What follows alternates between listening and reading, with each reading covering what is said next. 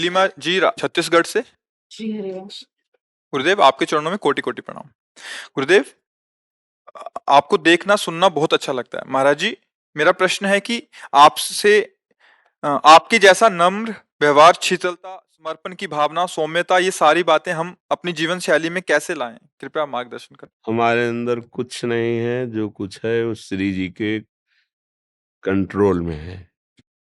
वो जैसे चला रहे हैं वैसे चल रहे हैं। जिसको कहते हैं प्रणाम करो तो प्रणाम कर लेते हैं, कहती डांट दो तो डांट देते हैं।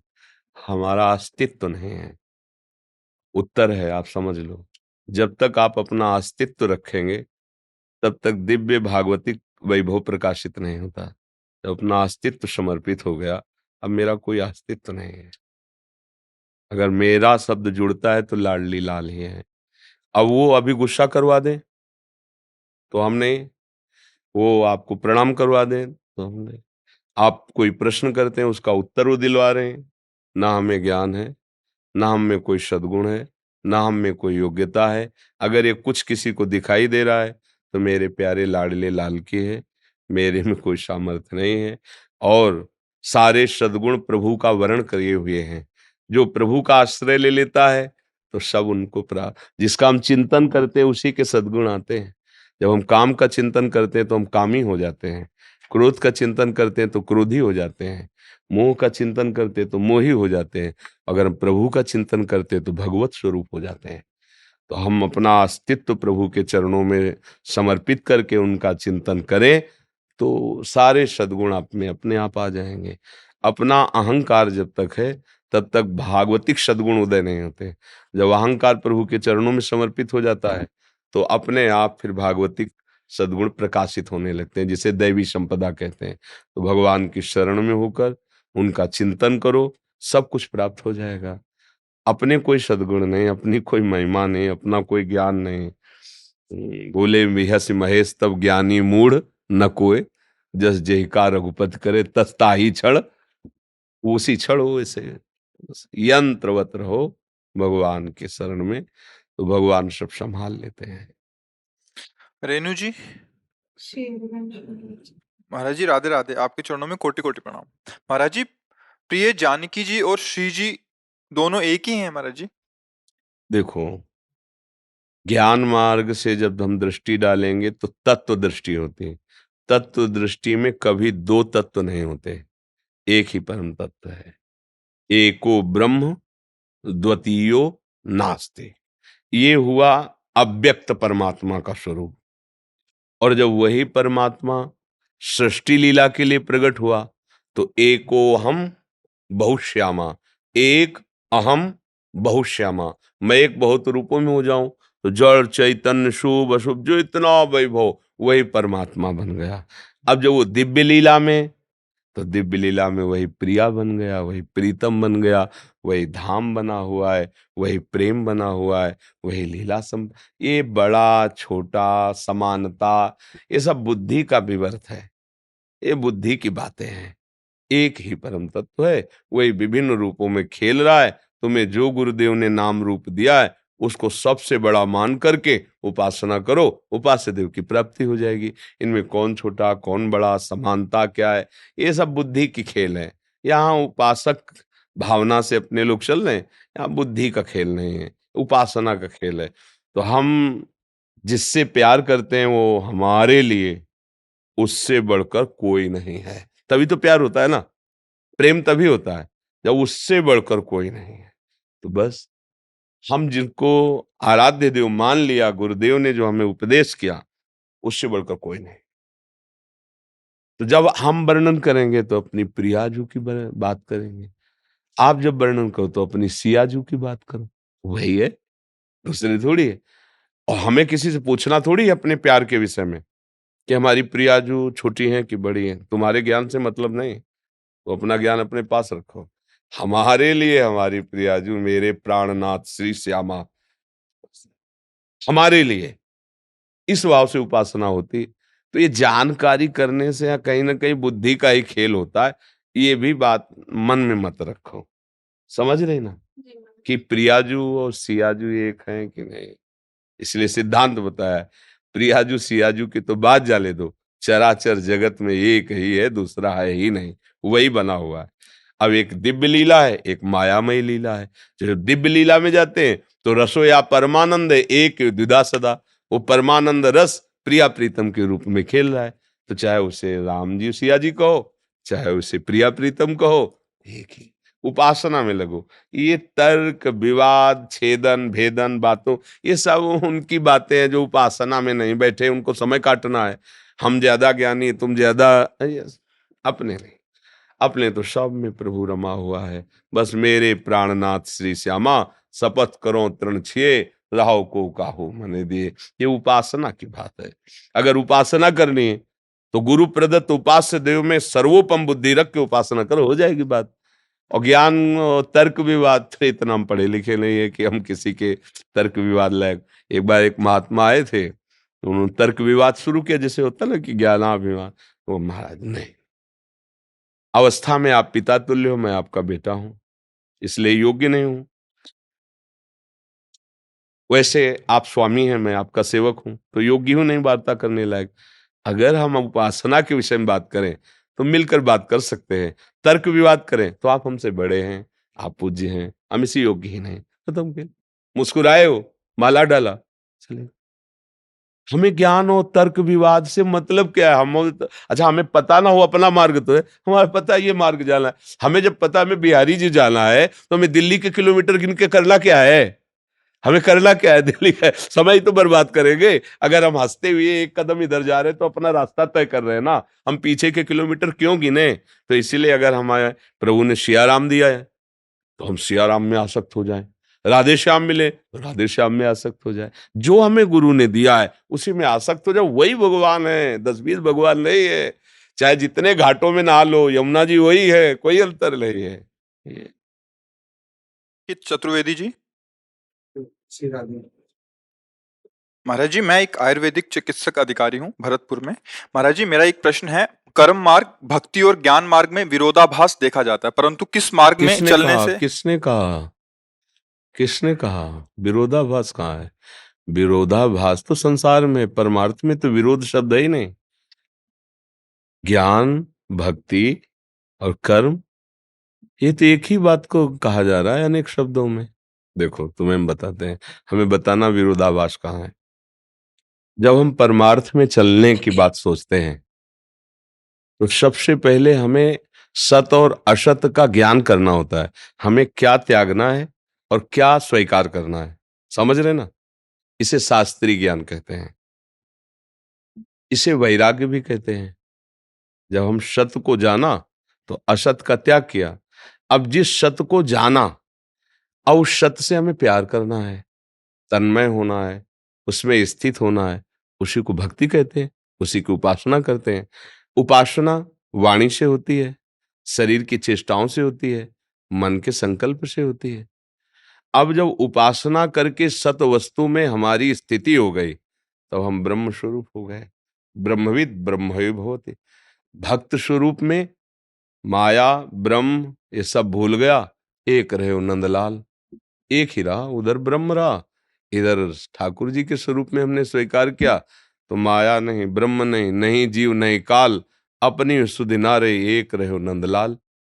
मुझे तो कोई भी विरोधाभास नहीं नजर। आपको आया क्या नजर विरोधाभास? जैसे प्रभु जी, जैसे ज्ञान नहीं है और कर्म करे जा रहे हैं, जैसे ये पंखा चल रहा है, इसको ज्ञान नहीं है कि मैं क्या कर रहा हूँ, मतलब ये तो बस चल ही जा रहा है, ये इसको पंखा पता। चल रहा है, तुम कर पंखा थोड़ी हो।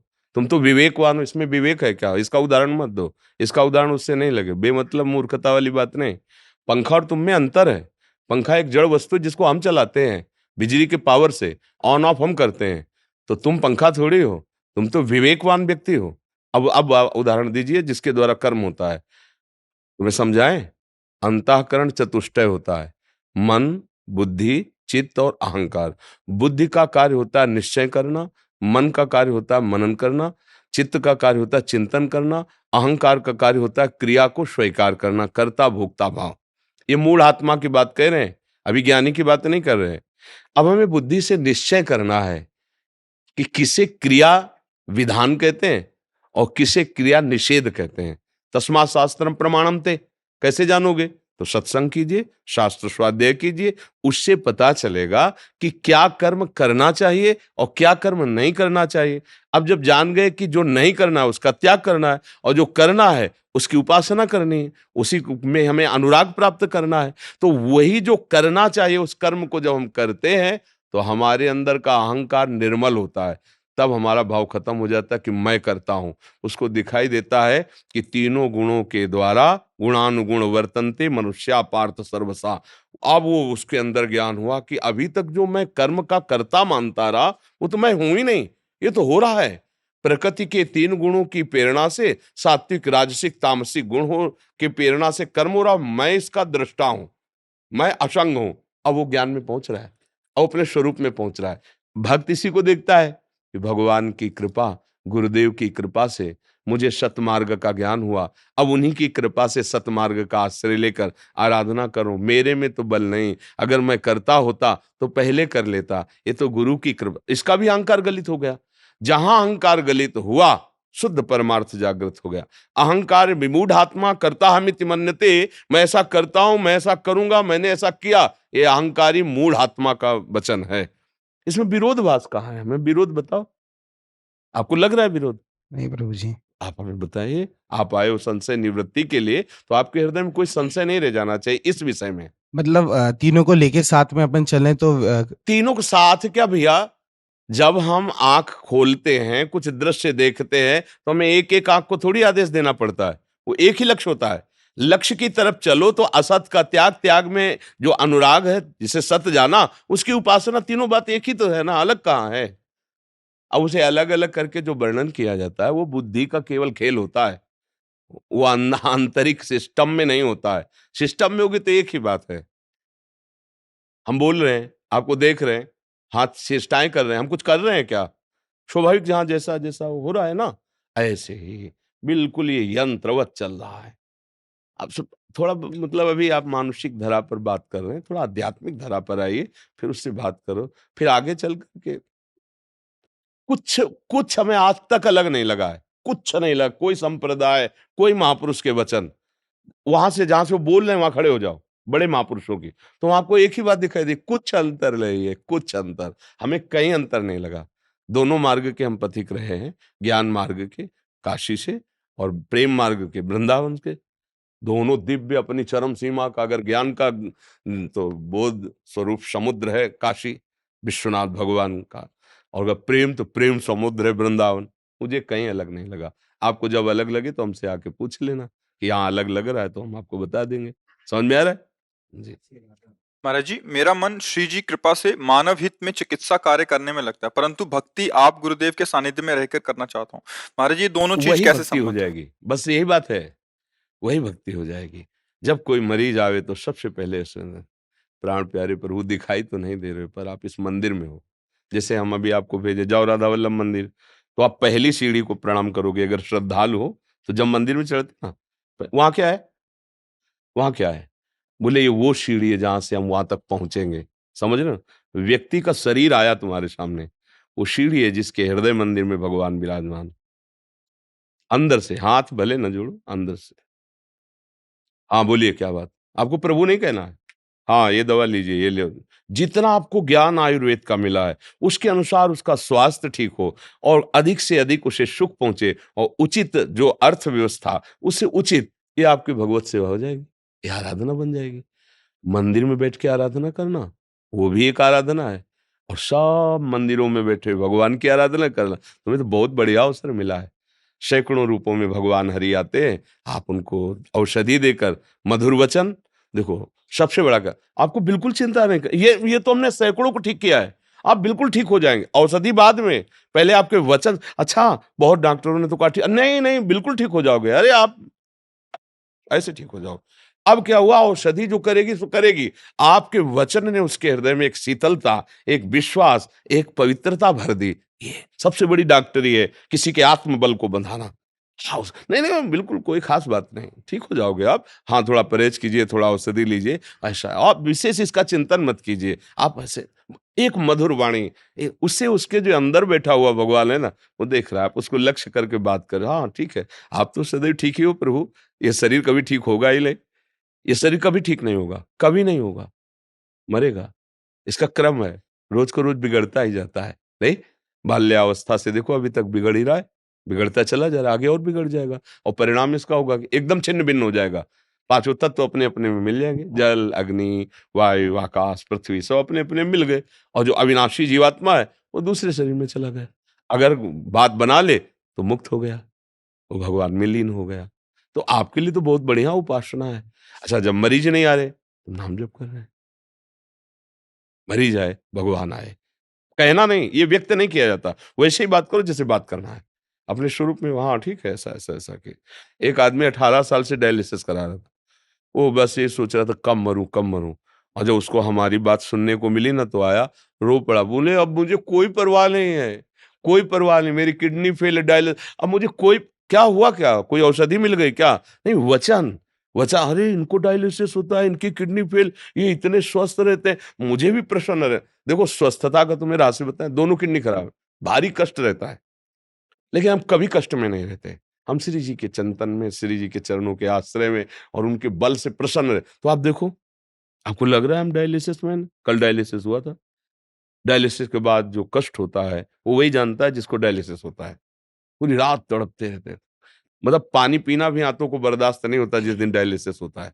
ऐसे अभी कुछ खाए पिए नहीं, सुबह से चल रहे 1:30 बजे से दिनचर्या चल रही, कद 2 पौने 2 घंटे सत्संग ये सब और अभी कब कितने लोग हमें पता नहीं, जितने होंगे सबको प्रसन्न करना, सबको संतुष्ट करना है, प्रश्न उत्तर करना है। इसके बाद 9:30 बजे के बाद यहाँ जाए, बीच में कुछ खाना-पीना नहीं। वहाँ जाएँगे जो पाया सो फिर पढ़े, जहाँ लेटो तो फिर कष्ट। अगर इसको हम अभी चिंतन करें ना, तो अभी सैया पे मिलेंगे। हैं? तो हम कई बार कह चुके किडनी भी सोचती बुरी जगह फँस गई होगा। इसलिए मस्त रहना सीखो, हम भगवान के अंश है, अविनाशी अंश है। हाँ, शरीर को लेकर के तो फिर कभी कोई सुखी हो ही नहीं पाया और प्रभु को लेकर कभी कोई दुखी नहीं हुआ। अविनाशी के बच्चा है, अविनाशी के पास जाना है, क्या फ़र्क पड़ता है? जी। घन जी, गुजरात से। राधे राधे। महाराज जी, आपके चरणों में कोटि-कोटि वंदन। प्रभु, मेरा स्वभाव रजोगुनी है, दोष दर्शन और कर्ता भाव रहता है। कई सालों से संसार से विरक्त हूँ। महाराज जी, 20 साल से गायत्री अनुष्ठान किया और शिव पार्थिविक पूजा सावन मास में किया। अब सीताराम जी की उपासना करता हूँ। महाराज जी, मेरा मार्गदर्शन करें कि मेरे में हृदय में प्रकाश हो उस परम तत्व का। आप कैसे अनुभव करते हैं कि आप में रजोगुण है? करता भाव रहता है वो। थोड़ा दोष दर्शन होता है वो। हाँ, तो थोड़ा उसको उस विवेक के द्वारा सँभालिए कि आप में सामर्थ्य क्या है? कोई सामर्थ्य नहीं। सामर्थ्य तो प्रभु की है ना। जिसमें प्रभु जितना बल देते हैं, बुद्धि देते हैं, विवेक देते हैं उतने, तो आप में जो भगवान ने बुद्धि दी, विवेक दी, सद्गुण दिए, वो भगवान ने दिए हैं। आपके तो है नहीं। अगर भगवान कृपा न करते तो आप भगवान के दासत्व का तिलक लगाकर भगवान के हो ही नहीं सकते थे। तो इसमें कृपा दर्शन कीजिए। अपना अहंकार तो कि मैं कुछ कर सकता हूँ, ऐसा तो असंभव है। तो आप गृहस्थ धर्म में रहे हैं। पहला धर्म में अभी तक है। हाँ, इसीलिए वो क्या है कि साधन पद्धति सही ना होने के कारण वो प्रकाश नहीं हो पाता है, अनुभव नहीं हो पाता है। तो इसी तभी हमें लगा कि आपकी इतनी अवस्था है और आप ऐसे वचन बोल रहे हैं, मतलब अभी तक बात क्यों नहीं बनी? 15 करोड़ जाप किया। खैर इसका कोई बात है ये कि भगवान सर्व पाप नष्ट करने वाले हैं। आश्रय लेकर अब नाम जप पे लगो और कोई भी क्षण खाली न रहे और जिसको देखो भले उसमें दोष दिखाई दे, मन से प्रणाम करो कि हे भगवान, मैं देख नहीं पा रहा हूँ लेकिन आप वो वास्तविक हैं। शब्द कोई भी यंत्र चल रहा है बिजली से ही तो चल रहा है ना, ऐसे हम चराचर जगत भगवान से ही चल रहे हैं। पावर तो वही ना, वही अंतर ध्यान हो गया। तो चाहे जितना वीर हो, चाहे जितना विद्वान हो, चाहे कोई भी हो, खत्म खेल। कोई चेष्टा नहीं कर सकता। तो भगवान सब में वही पावर रूप से विराजमान है। तो हमारा जब कभी दोष दर्शन हो तो उसको मन से प्रणाम करो कि हे भगवान, मेरी इस वृत्ति का नाश कर दो, आप ही प्रभु विराजमान हो या आप पर दोष दर्शन कर, बहुत जल्दी लाभ मिलेगा। प्रणाम करो, जरूर प्रणाम। जहां दोष दर्शन हो हाथ जोड़ो और प्रणाम करो कि भगवान मैं जान नहीं पा रहा हूँ, आप ही स्वरूप में हो। और जो पीछे अपराध हो गए हैं वो भगवान कहते हैं सर्वधर्मान परित्यज्य मामेकम शरणम व्रज अहम त्वाम सर्व पापेभ्यो मोक्षयिष्यामि मा शुचा। अपने लोग अनजान में बहुत बड़ी बड़ी गलतियां कर देते हैं, तो खूब नाम जप करो, और हो सके तो श्रीमद् भागवत का कुछ पढ़ पढ़ लेते हो तो हाँ, स्वयं अध्ययन करो। रोज जो है 2 4 10 अध्याय जितना भी समय आपके पास हो उसको अध्ययन करो, इस रूप में कि सामने ठाकुर जी को विराजमान कर लो और भागवत सुनाया करो। संस्कृत का अभ्यास है क्या? थोड़ा सा तो अगर अशुद्ध हो तो हिंदी से ही सुना दो, भगवान तो सब भाषा के ज्ञाता है ना, हिंदी से सुना दो। और भागवत करने के बाद 10 15 20 मिनट नाम कीर्तन करो, मंजीरा या ताली से जो नाम आपको गुरुजी ने दिया हो, खूब जोर जोर से नाम कीर्तन करो। अभी देखो सुधार शुरू हो जाएगा। और खान पान जो है ना वो थोड़ा सात्विक करो, और ऐसे लोगों के बीच में ना बैठो जो प्रपंचिक बातें करते हो, गांव गली की बातें, संसार। अभी घर में रहते हो क्या अपने गांव में? गाँव में, लेकिन बाहर नहीं निकलता, भजन ही करता हूँ। खान पान में घर का ही खाता हूँ, बाहर नहीं। हाँ, फिर भी चलो, वृद्ध शरीर है, आप खूब नाम जप करो, नाम कीर्तन करो, ठीक है जी। कविता जी जोधपुर से। राधा वल्लभ श्री हरिवंश गुरुजी। गुरुजी, यदि स्वरूप प्राप्ति हो जाती है तो हमें भगवान का आनंद कैसे प्राप्त होगा? क्योंकि कल स्वरूप किसी में कल किसी सखी ने भी पूछा था, मोक्ष सुख का क्या सुख है, भगवान के दर्शन होते तब कैसा लगता है। अब ये बच्चों वाली बातें हैं। अच्छा, हम एक सीधी बात कहते हैं, आपको गुलाब जामुन पाया, आपसे पूछा कैसा लगता है, बोले मीठा लगता है। नहीं, कैसा मीठा लगता है? नहीं, बहुत मीठा लगता है। नहीं, कैसा बहुत मीठा होता है? तो तीसरा उत्तर आपका होगा कि आप खा के देख लीजिए, होगा ना। एक पार्थिव वस्तु के सुख का आप वर्णन नहीं कर सकते, फिर चिदानंद भगवान के सुख का कैसे वर्णन किया?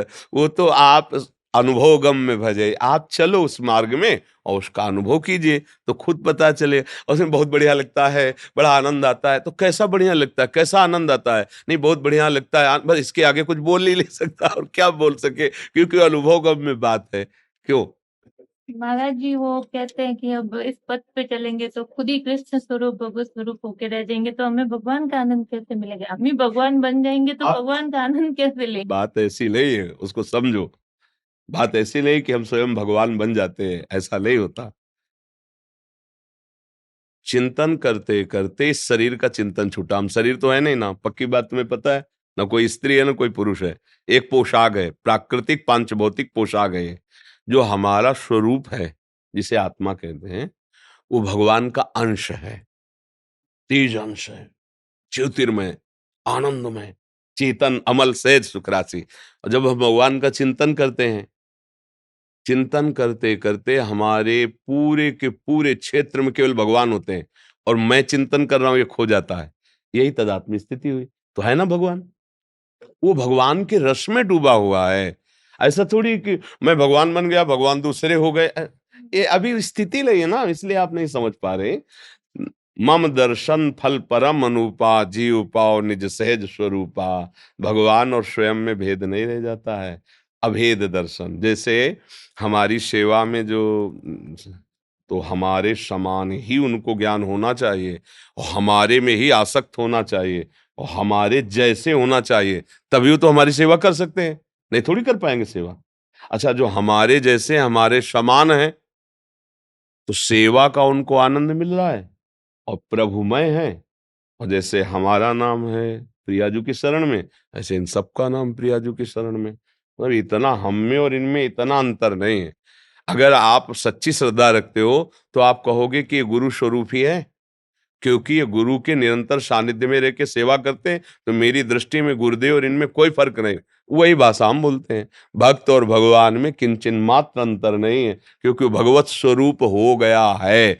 जब कोई भगवान की नित्य सेवा में जाता है तो भगवान का स्वरूप होके ही जाता है। गीध ते देह तज धरि हरि रूपा। पर अब क्या है कि बहुत छोटी बुद्धि है, तो वहां तक पहुंच नहीं पा रही। तो लगता है जब मैं भगवान बन जाऊंगा तो भगवान का कैसे आनंद। महाराज जी तो जब मन बुद्धि नहीं होंगे हमारे पास, तो उनका आनंद कैसे प्राप्त? ये प्राकृतिक मन बुद्धि अभी तक जो पार्थिव चिंतन करते हैं, इनका नाश होता है, और यही चिदानंद हो जाते हैं। समझ रहे ना? देखो, जैसे पीला कपड़ा है तो ये सूत ही ना, रंग पड़ गया तो पीला हो गया। लाल पड़ गया तो लाल हो गया। मुख्य है क्या? छूते ही है नाता। मुख्य भगवान ही सब रूपों में है। एको हम बहुश्यामा, भगवान ही सब रूपों में बने हुए हैं। अब हमने उसमें रंग डाला, दास्य भाव वो दास बन गया, सख्य भाव वो सखा बन गया, गोपी भाव वो गोपी बन गया, सहचरी भाव वो से रंग है, ये भाव का प्रेम का रंग है, दास्य रंग, सख्य रंग। ये अब चूंकि थोड़ा अध्यात्म की ऊंचाई पर चलो तो तुम्हें समझ में आए। कितना नाम जप करते हो? महाराज जी कीर्तन करते 15-20 मिनट सुबह और 15-20 ये जलपान से काम नहीं चलेगा, राजभोग चाहिए, चक्क भोजन से पेट तब भरेगा। जल बाल भोग से चल जाएगा क्या काम है? बाल भोग को क्या कहते हैं? ब्रेकफास्ट। ब्रेकफास्ट नहीं, वो दोपहर वाले को क्या कहते हैं? लंच। डट के जब छक के पाओ तब समझ में आएगा। ये 10-15 मिनट कीर्तन से नहीं, कम से कम 4 घंटे, 5 घंटे, 24 घंटे में अंदर से भजन, बाहर से शांत, तब तो बात है। अब हम देखो खड़े हैं 10 गड्ढे के नीचे और बात कर रहे हैं एकदम आखिरी मंजिल वाली, तो कैसे समझ में आएगी? थोड़ा तो आओ, 1-2 फ्लोर भी तो चढ़ के आओ तो कुछ फिर ऊंचाई पे समझ में आए। नाम जप करो खूब।